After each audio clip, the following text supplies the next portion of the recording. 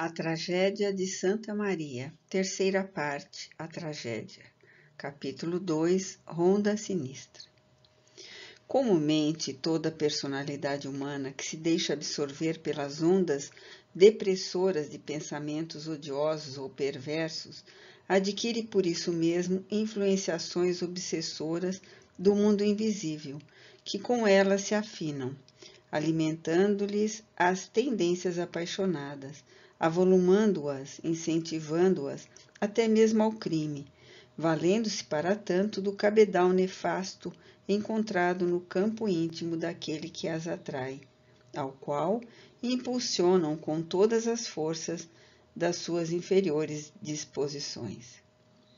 Dá-se, então, com a individualidade encarnada, o que chamaremos intoxicação mental, pois que a pessoa a quem os próprios pensamentos maus deprimem passará a instrumento, consciente, pois que não está desprotegida do raciocínio, tanto assim que por meio deste foi que atraiu o mal, de entidades maléficas do invisível, cujo prazer é disseminar desordem e a desgraça no seio das criaturas, tais os homens desocupados e intrigantes das sociedades terrenas. Foi o que sucedeu à infeliz Severina Soares, que, portadora de sentimentos ainda deseducados e inferiores, deixou-se invadir pelas torrentes de sugestões vingadoras, de espíritos de escravos falecidos em Santa Maria, que não perdoaram a Barbedo ou a seus ancestrais os maus tratos outrora a eles próprios infligidos, como posteriormente aos seus descendentes ou amigos, muitas vezes sem causas justificáveis. Certamente que se o orgulhoso comendador aquecesse ao desesperado apelo da esposa, concedendo-lhe a realização dos intentos maternais, ou, pelo menos, se houvesse conduzido com atitudes mais corteses, deixando de ofendê-la e ridicularizá-la, os fatos teriam tomado curso diverso do que em realidade tiveram, inclinando-se para outra origem de execução, ou, quando nada, ele próprio ter-se-ia poupado de sabor de se considerar mais tarde a pedra de toque para os acontecimentos que se precipitaram em torno de sua existência, os quais se teriam realizado, ó sim, uma vez que se achavam decalcados no plano das causas, mas que bem poderiam encontrar meios diferentes de se consumarem. Mas homem da sua época, conquanto portador de excelentes qualidades, também se engolfava em princípios intransigentes daquilo que considerava preceitos de honra. E não só louvava intimamente por isso mesmo o próprio procedimento para com as exigências da esposa, como se sentia satisfeito de havê-la ofendido de modo a cercar-lhe novas investidas, assim se colocando, pois, na melindrosa situação de haver provocado o ódio de Severina contra toda a estirpe ligada ao nome de Barbedo. E assim foi que, cerca de 2 meses após o derradeiro desentendimento com o marido, uma noite, depois de mortificante insônia, a que sugestões malignas presidiam, abandonou o leito nervosa e febriciante, dirigindo-se para o quarto da filha, a quem encontrou igualmente desperta. Pediu-lhe papel e tinta, pôs-se a escrever, percebendo, porém, Ana Maria, que a mãe, que mal se desembaraçava de uma escrita, levada a efeito com a mão direita, tentava consegui-lo com a esquerda. Disse-lhe: "Que fazes, mamãe, com a mão esquerda?" interrogou curiosa a moça. Confiantes, porém, ambas não suspeitavam que eram habilmente espreitadas por Maria Rosa e Juanita, que desde muito as vigiavam para o que desse e viesse, uma vez que não as estimavam, e como efetivamente era hábito entre escravos, os quais se apossavam frequentemente dos mais íntimos segredos de seus senhores, sem contudo jamais atraiçoá-los. Toma e lê, concordou a interrogada. A jovem obedeceu, mas logo após gargalhar atrevido, conquanto discreto, feriu os ouvidos da companheira de Barbedo. Isso não dará o desejado resultado, mãe, afianço-te. Reconheceriam o disfarce de tua caligrafia e serias desmascarada. Conheço quem nos favorecerá os intentos sem que corramos qualquer risco. Tu? Como assim? Sim, confirmou risonha. Fábio Saboia escreverá o que desejares, pois tem facilidade de mudar de letra quantas vezes o deseje.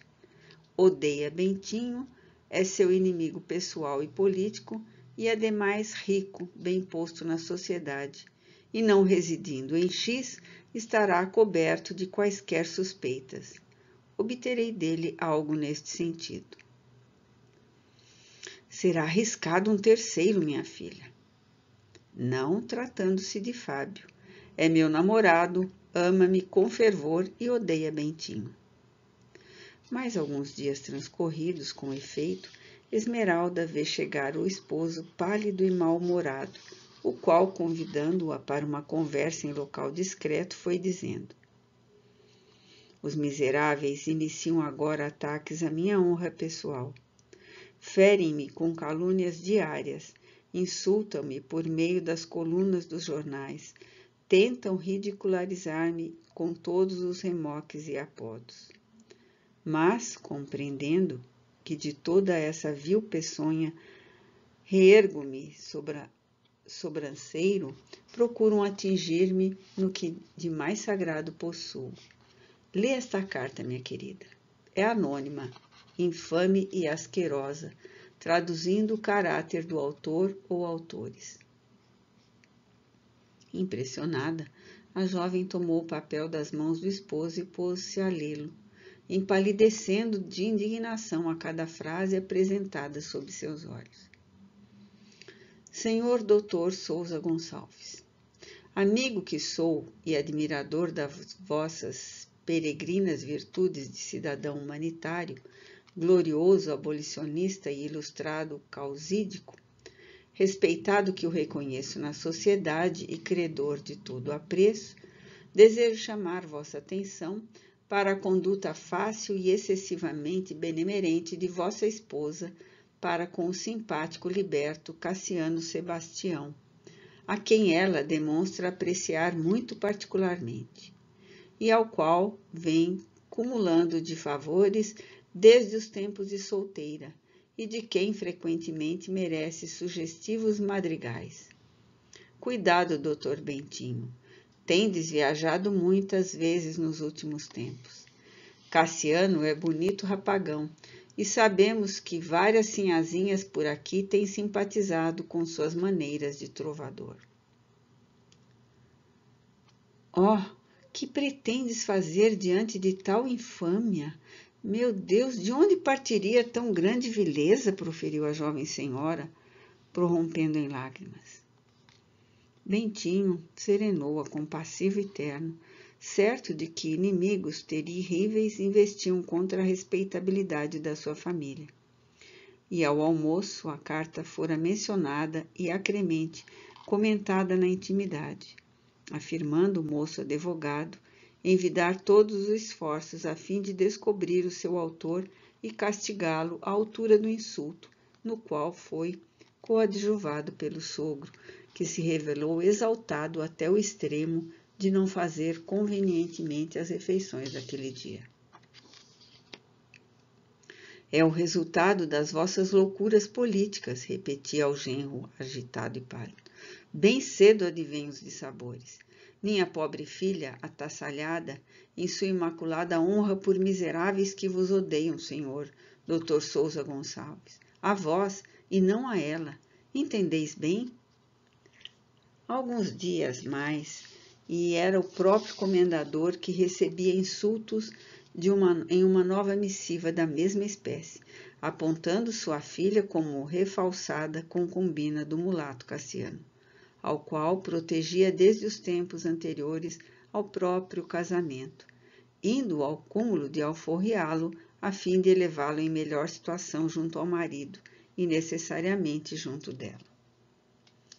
Desorientado a despeito da certeza em que se achava da inocência da filha, Barbedo dirigiu-se ao chalé grande, ali submetendo o pobre serviçal a interrogatório penoso e humilhante, visto que pensava ele poderia o liberto, presumindo-se sedutor graças aos predicados que lhe reconheciam, gabar-se pela cidade acerca da benevolência da jovem em seu favor, julgando-a impulsionada por segundas intenções, e assim provocando repugnantes murmúrios que teriam gerado a insultuosa correspondência. Cassiano, porém, aterrado frente a tão repugnante acusação, levou a angústia experimentada até as lágrimas, rogando ao antigo senhor paciência e misericórdia, pois estava inocente de todo e qualquer pensamento ofensivo contra a bondosa senhora, a quem respeitosamente venerava como benfeitora, comprometendo-se a pôr em campo a fim de auxiliar a descoberta da origem de tão maldosas insinuações. Efetivamente, nesta mesma noite, entendendo-se longamente com Juanita na ocasião tornada sua mulher, ordenou-lhe que, juntamente com Maria Rosa, seguisse os passos de Severina e de Ana Maria, de cuja lealdade desde muito desconfiava, procurando ouvir-lhes a conversação. Temerosa, porém, do aspecto que tomava os acontecimentos, a ingênua rapariga silenciou quanto à espionagem sistemática que ela mesma e Rosa exerciam em relação às damas em apreço, certa que estava da interferência de ambas no caso das cartas, limitando-se a prometer obediência e fidelidade às ordens recebidas. Eis, porém, que os acontecimentos se precipitavam assustadoramente, pois que, mais 2 dias passado, outra missiva endereçada ao comendador, desorientador e irritante por insinuar a intromissão de outra personalidade anônima, porém conhecedora do que na intimidade de Santa Maria se desenrolava.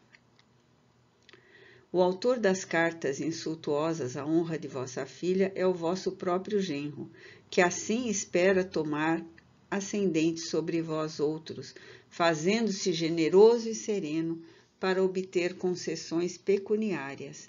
Não percebeis o desinteresse dele em descobrir o difamador da esposa? Convencido de que semelhante acusação só poderia partir do próprio Cassiano, que seria o único em toda a cidade a saber do que se passava na intimidade do lar de seus patrões, volta Barbedo ao chalé grande, e na ausência do genro pretende arrancar do infeliz liberto a confissão integral da odiosa trama que se avolumava, ameaçando a tranquilidade geral. Necessariamente defende-se o liberto com veemência, uma vez que está inocente e de nada sabe, afirmando, no entanto, que se empenha na descoberta do verdadeiro culpado, afirmando-se incapaz de tão aviltante ação. Mas, excitado, envenenado por insólitas com deprimentes sugestões, oriundas das trevas obsidiantes que pesavam sobre o ambiente do vetusto solar, e certo de que Cassiano mentia porque realmente estaria caluniado com o patrão, espanca-o desapiedadamente, fere-o a chicote até sangrá-lo, esquecido de que Cassiano Sebastião já não era um escravo, e sim cidadão livre a quem direitos civis protegiam. Entre mentes, o jovem advogado é cientificado do desagradável sucesso e, aceitando como ato exorbitante a violência e desacato à sua própria respeitabilidade, pois confia na lealdade do liberto, desentende-se lamentavelmente com o sogro naquela mesma tarde. A acalorada discussão excita o ânimo dos dois homens, conquanto Bento José se conduz à altura da polida educação com que se ilustra e do respeito devido ao pai de sua mãe e querida esposa. O comendador, porém, fiel àquele gênio irracível que na noite de Natal de 1863 fê-lo desejar estrangular a filhinha recém-nascida, atribuindo-lhe responsabilidade pelo passamento da esposa e atendo-se, ademais, à arrogância indomável que desde os tempos de Dona Maria I visitava a fibra orgulhosa dos varões de sua raça, acusa displicentemente o marido de sua filha da autoria das mal-sinadas cartas. Lança-lhe em rosto as dívidas já existentes pela sua incapacidade, que vão se acumulando, assim a inércia em que se deixa permanecer ante as providências para o futuro da família, que aumentará dentro de algum tempo com o nascimento do primogênito de Esmeralda, terminando por acoimá-lo de perdulário jogador e acusá-lo de se haver unido a Esmeralda com vistas às vantagens financeiras. Ao passo que iludia pobres jovens inexperientes como Ana Maria, que nele haviam depositado ternas esperanças. E certamente o acontecimento lamentável prosseguiria até um desfecho grave, se a pobre senhora, emocionando-se ao máximo, não caísse em crise nervosa alarmante, assim finalizando a violência verbal dos dois varões que tão caros lhe eram ao coração. No entanto, a conduta de Severina prosseguia passiva e quiçá amigável à vista de toda a família, afigurando-se a todos que participava da indignação geral ante os ingratos sucessos, confortando Barbedo, reanimando Esmeralda maternalmente, logrando cativar o marido com as atitudes reservadas e humildes novamente adotadas, alvitrando medidas conciliadoras, mas intimamente odienta e corvejando represálias, conquanto apreensiva com o rumo que os fatos tomavam. A tensão entre sogro e genro, não obstante, continuava ameaçadora. E Bentinho, revoltado com as afrontas recebidas, instava com a esposa para que deixassem definitivamente a fazenda para residirem na metrópole, onde múltiplos deveres profissionais e sociais lhe requisitavam a permanência.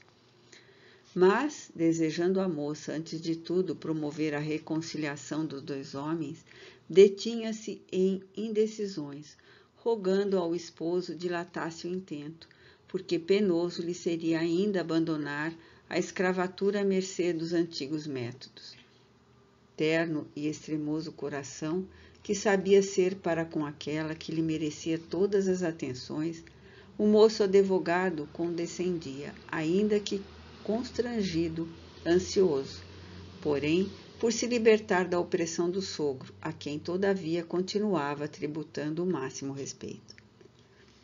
Assim se passaram mais alguns poucos dias, angustiosos e oprimidos, quando, certa manhã, Maria Rosa entrou nos aposentos de Esmeralda, trêmula e aturdida, deixando que as lágrimas rolassem livremente diante de sua irmã Colás. Sinhazinha, pelo amor de Deus, ouvi o que tenho a vos confessar, soluçou nervosa e agitada.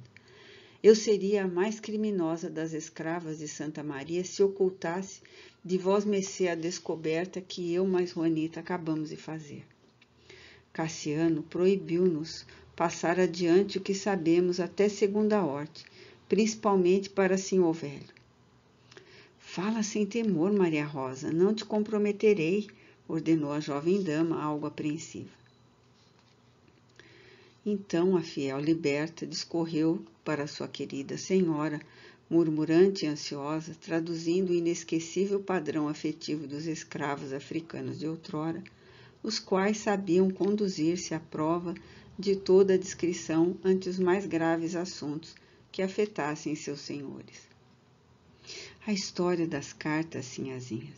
Eu, Juanita e Cassiano, logo de princípio suspeitamos de Nhanhã Severina e sinhazinha Ana, porque há muito sabemos que nenhuma nem outra estima em o Bentinho e vosmecê. Cassiano mandou-me vigiá-las noite e dia e ouvir o que conversavam. Há alguns dias e noites que não pregamos olhos, procurando saber o que fazem e o que dizem. E esta noite, observando que Nhanhã Severina entrava fora de horas no quarto da filha, pus-me à escuta na varanda, para onde vai dar a porta do quarto da menina. E como somente as venezianas estavam fechadas, ouvi a confirmação do que já sabíamos. Nhanhã e sinhazinha Ana mandaram escrever as tais cartas. Estás louca, Maria Rosa? Contrariou a jovem incrédula e agastada. Não ouviste coisa alguma, não é possível. Não sabes a inconveniência do que está dizendo. Sim, senhora, minha sinhazinha Esmeralda, tornou a negra, convicta e imperiosa. Nhá Severina e a filha mandam alguém escrever as tais cartas e fazem toda esta horrível intriga porque detestam vosmecê e o Bentinho por causa da riqueza do senhor velho. Ouvi Nhá Severina dizer a sinhazinha Ana que não escrevesse mais nenhuma carta anônima, porque está com medo de serem descobertas e apavorada ante as ameaças de senhor velho. Disse que estarão desgraçadas se ele descobrir a verdade. Maria Rosa, cala-te, pelo amor de Deus. Severina estima-me, é tímida e inexperiente. Não se arrojaria a semelhante aventura. Finge ser amiga, mas odeia de morte a sinhazinha desde que vosmecê veio de Portugal, porque queria Bentinho para Ana, e porque em o comendador passou a riqueza toda para vosmecê antes de casar com ela, e não quis dar um dote para Ana, conforme ela mesma, Severina, desejava.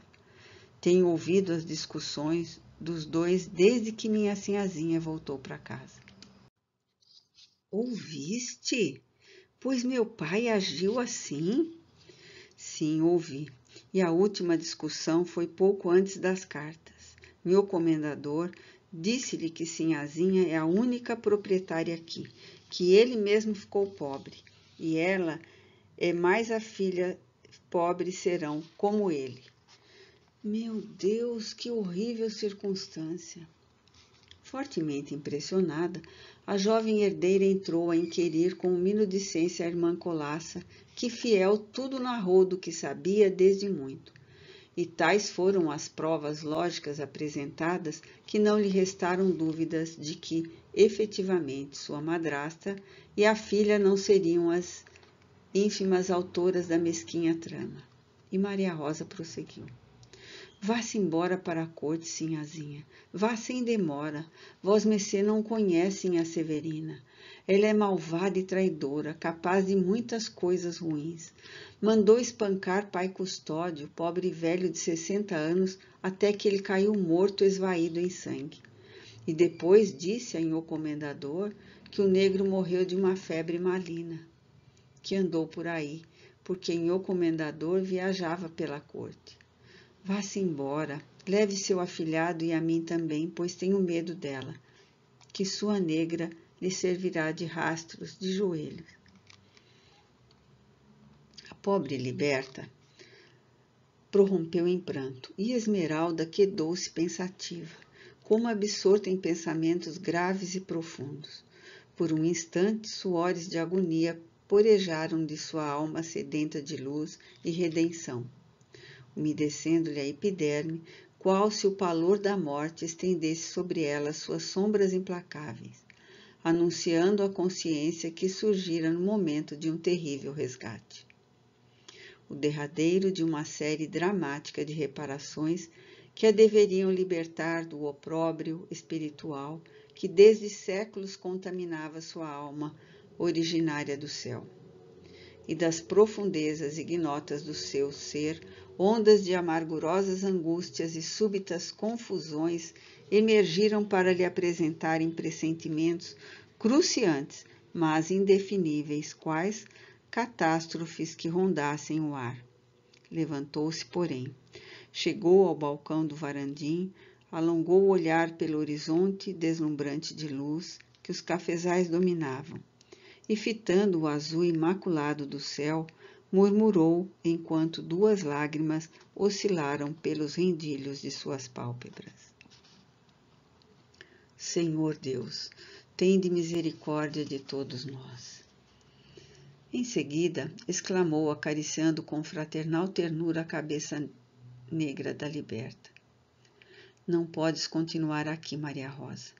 Teu constrangimento atraiçoar-te-á diante de minha madrasta Odiana, e só Deus compreende o que sucederia. Temo por ti, Juanita. Retirem-se hoje mesmo para o chalé grande e esperem por minhas ordens. Antônio Miguel permanecerá a meu lado. Ele tem febre. Não desejo interromper as prescrições de meu pai para o tratamento necessário. Mas o que vai fazer minha sinhazinha ficar sem a vigilância de suas duas negras quando o doutor não trabalha aqui e senhor velho nada desconfia? Venha para o chalé grande também, sinhazinha. Siga o conselho de sua negra. Deixe Severina e o sobrado. Não poderei abandonar meu pai assim repentinamente. Desejo antes firmar a reconciliação dele com Bentinho. Isso virá com o tempo, sinhazinha Esmeralda. Quando o netinho chorar pela primeira vez nos braços dele, eu estou apavorada com o que eu tenho ouvido e observado dessas duas malvadas. Precisarei entender-me com meu marido, a ver o que resolveremos. Nada poderei tentar assim aéreamente. Creio melindrosa a situação. Não desejo contrariar meu pai, a quem não acabrunho venho notando, queixando-me de Severina. Precisaremos ocultar-lhe a qualquer preço o que acabas de relatar. Não, sinhazinha, contrariou a fiel serva, impressionada e veemente. Perdoa sua negra. Cassiano também não quer que se diga nada, mas senhor velho precisa saber de tudo.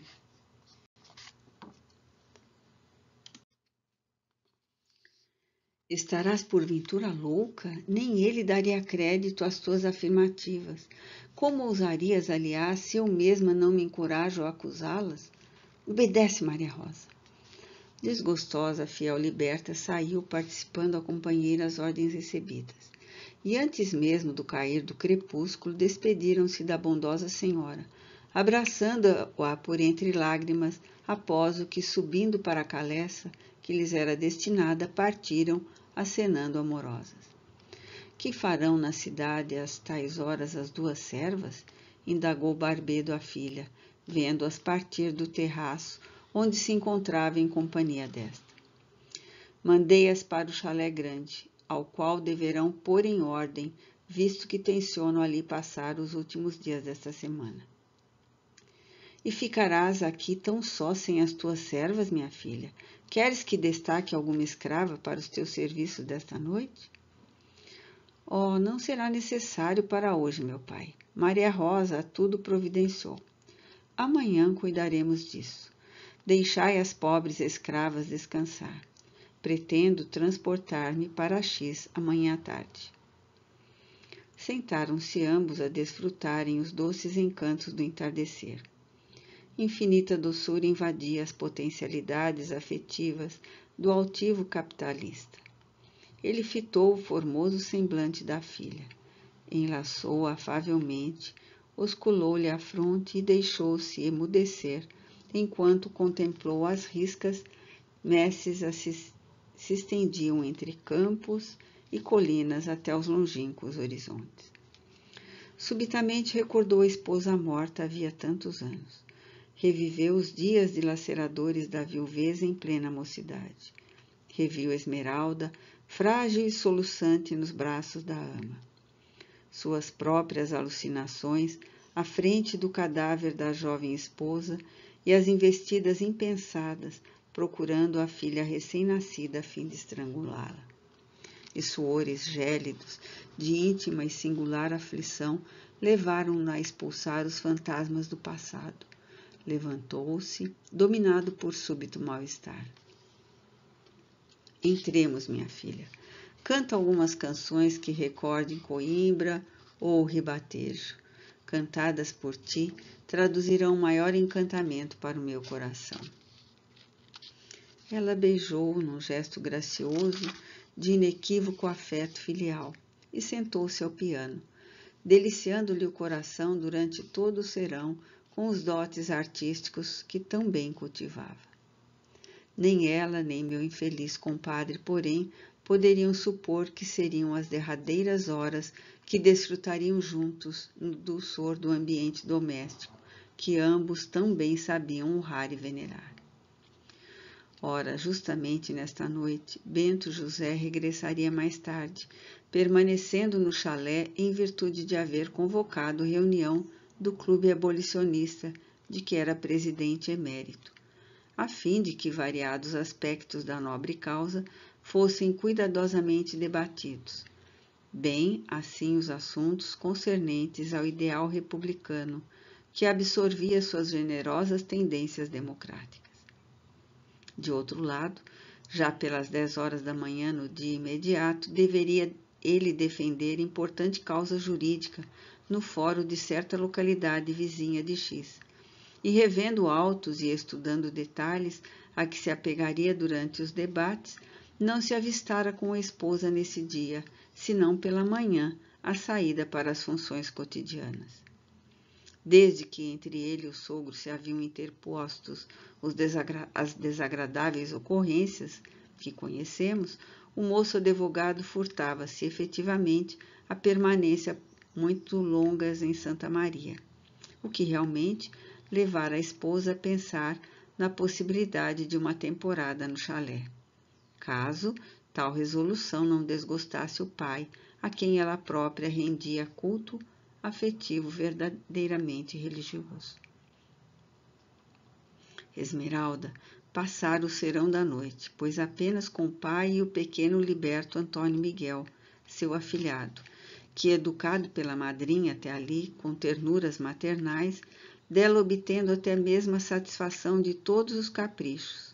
Com 10 anos, tomava parte das reuniões da família, desfrutando regalias e desenvoltura própria de afins consanguíneos. Do seu costumeiro posto, no alpendre, de onde facilmente se apercebia da movimentação nas dependências da enteada, Severina observava-os com olhos ciumentos, diminuída ante a sublimidade da ternura que parecia vincular os corações de pai e filha. De vez em quando, aproximando-se do grupo sugestivo, tomando parte na conversação, falando docemente a Barbedo ou felicitando a jovem cantora pela perfeição das peças executadas. Às 10 horas, porém, Esmeralda despediu-se do pai, encaminhando-se para seus dormitórios com o pequeno afilhado, ao qual acomodou em leito improvisado sobre um divã no seu próprio quarto de dormir, em virtude da ausência de Maria Rosa. Cerca de 1h da madrugada, no entanto, voltava ao solar o jovem Dr. Sousa Gonçalves, e, encontrando a adormecida esposa, não procurou despertá-la, acomodando-se sutilmente em aposento contíguo para algumas horas de repouso antes do júri, que prometia sensacionalismo, dado que a oratória brilhante e recursos inesperados do moço, advogado, atrairiam invariavelmente a absolvição do réu, pois o singular profissional não aceitava jamais causas acusatórias, senão apenas defesas para os seus constituintes. O ilustre Sequeira de Barbedo, porém, que nessa noite insolitamente apreensivo e inquieto, não conseguira conciliar o sono, vendo-o chegar ao galope do seu corcel ligeiro, acompanhado do pajem serviçal, do balcão do varandim dos seus apartamentos, onde se deixara ficar com a esposa até aquela adiantada hora, voltou-se para ela e exclamou desprezível: grande leviano e peralvilho, a que horas regressa ao lar, abandonando minha filha desde pela manhã? Não procure investigar sequer o paradeiro do infame autor das cartas que difamam sua esposa. Mas Esmeralda possui um pai que a idolatra. Saberei defendê-la. Hei de descobri-lo e trucidá-lo sem piedade, já que o marido é inconsequente e incorrigível. Por isso mesmo, jamais consentirei que o acompanhe para a corte. Não teria defesa afastada de mim. Jamais sairá da minha companhia. Não suspeita ser ele próprio o autor das cartas? Como queres, então, que ponhas à procura do autor? Interrogou a audaz e emocionada. Sim, deve ser ele mesmo. mas seria demasiada infâmia. Sinto-me confuso e desorientado ultimamente. Creio mesmo que estou doente, minha amiga. Precisas de um médico. Consultá-lo-emos amanhã, foi a resposta. Em seguida, a pernambucana abraçou-o com ardor, beijou-o com a costumeira paixão e encaminhou-o para o interior.